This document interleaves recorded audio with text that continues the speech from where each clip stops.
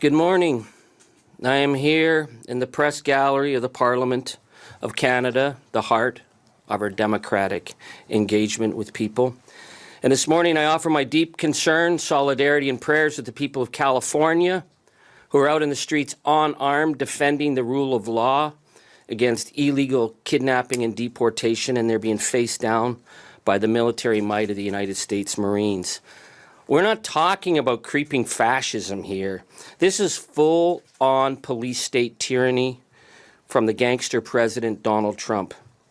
And this is the man who will soon be crossing our border to attend the G7 meetings in Canada. I have received hundreds of messages of concern and outrage from Canadians that a convicted felon, sexual predator, and a man who has threatened our nation's sovereignty is being allowed into our country. I understand the Prime Minister Carney's reluctance to escalate the situation with the MAGA president.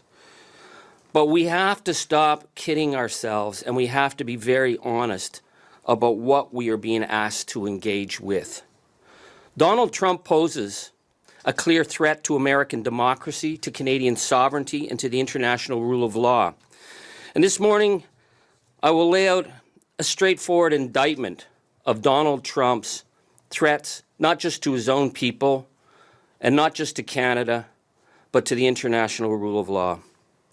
Since November 2024, Donald Trump has made over 100 attacks on Canada. And yet when it comes to the war criminal Vladimir Putin, Trump has said almost nothing except to defend, to explain, to write off the crimes of the Putin regime. He is doing this at the clear expense of the American people and the Western allies. He continually promotes Vladimir Putin while attacking President Zelensky, the people of Ukraine, and the people of Canada. We remember that when Vladimir Putin launched his murderous invasion of Ukraine, Donald Trump declared Mr. Putin a savvy genius. And he said that the arbitrary seizure of Ukrainian territory was, quote, wonderful. Trump refuses to denounce the murderous bombing of the cities of Ukraine, and he has falsely accused President Zelensky of having started the war. Trump has put the security of our European allies at risk to the benefit of Russia. He continually as well undermines American domestic security. When Russia launched cyber attacks on the United States, Trump downplayed the threat and put the blame on the, quote, lamestream media. Russia interfered with the United States election, which may have helped Trump get elected in 2016, and yet Trump has blocked investigations into the foreign interference.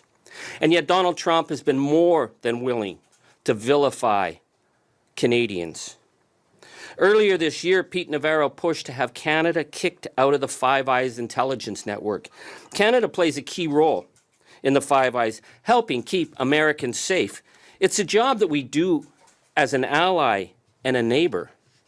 But MAGA has turned Canada into their #1 enemy, with recent bogus claims from Kash Patel about terrorists from Canada flooding over the border. So let's compare those falsehoods with how Trump deals with the threats from Russia. This past March, the United States ordered the U.S. Cyber Command to suspend operations against Russia. The United States shut down efforts to counter Russian sabotage. Attorney General Pam Bondi blocked the FBI's Foreign Interference Task Force, which leaves the United States wide open to secret influence campaigns by Russia, China, and other dark actors. You got to ask yourself, is Donald Trump loyal to the people of the United States who elected him, or to Vladimir Putin's undermining of the international rule of law? Just this past February, President Trump said he wanted Russia reinstated into the G7, and he falsely blamed Canada for having Russia been kicked out. Russia was expelled from the G8 then for illegally invading Ukrainian territory. In February, Trump opposed a European resolution condemning Moscow's actions against Ukraine. In opposing this vote on defending Ukraine's territorial sovereignty, the United States voted with the gangster regimes of Russia, Belarus, and North Korea. Trump rejected Canada's proposal on tackling Russian shadow fleet of oil tankers that are being used to undermine sanctions. In February, the United States vetoed Canada's proposal to establish a task force to monitor sanction breaches by Russia. The Attorney General has disbanded the program aimed at seizing assets of Russian oligarchs. Now, we know that Donald Trump, who is a convicted criminal, has been more than willing to aid and abet international war criminals. Vladimir Putin, like Benjamin Netanyahu, has bombed hospitals. Vladimir Putin, like Netanyahu, has targeted schools. Trump has said nothing about this. Vladimir Putin has kidnapped over 19,000 Ukrainian children, and in March 2023, the International Criminal Court issued an arrest warrant for Vladimir Putin over the unlawful deportation and transfer of children. And yet, as soon as he came to power, Donald Trump cut funding for the Yale program that was tracking Ukrainian children who'd been kidnapped from their families and forced into Russia. In March 2025, Russian lawmaker Andrei Kartapolov called for the United States to stop sharing Ukraine with intelligence. And following that, Donald Trump obediently cut intelligence sharing that led to a series of Russian strikes in Ukrainian cities. And Trump has defended Putin's attacks on Ukrainian civilians. And he says that Putin is easier to deal with than the people of Ukraine. Let's just talk for a minute about the tariff war. Trump has launched massive tariffs against Canada, Mexico, and Europe, his key allies. He has claimed that his tariff war in Canada will force us as a nation to break and beg to be his vassal state. On top of that, he's targeted 150 countries, including countries as small as Madagascar, Rwanda, St. Helena, Liechtenstein, Senegal. And yet he's not imposed any sanctions or tariffs on Russia. He falsely claims there is no trade with Russia. In fact, there's $3.5 billion in Russian trade that has been exempted from tariffs, and Trump says he wants more trade with Russia. He says this as he attacks Canada's manufacturing, steel, agricultural, entertainment industries. Canada can no longer view the United States as an ally. We know that Donald Trump doesn't believe in liberal democracy. He doesn't believe in the rule of law. Canada is an open and inclusive society. Little wonder that Donald Trump has denounced our nation as one of the nastiest countries he's ever had to deal with. And we'd be fools to pretend that his threat to, quote, get rid of the border by using economic force has somehow abated. We can't kid ourselves about the threat that's being posed by Donald Trump.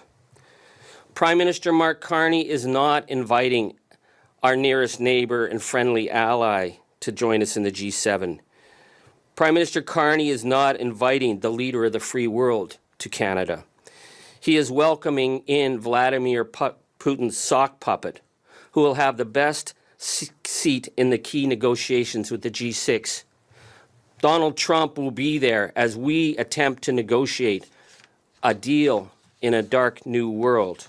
And we know that Donald Trump is there to undermine us at every step of the way.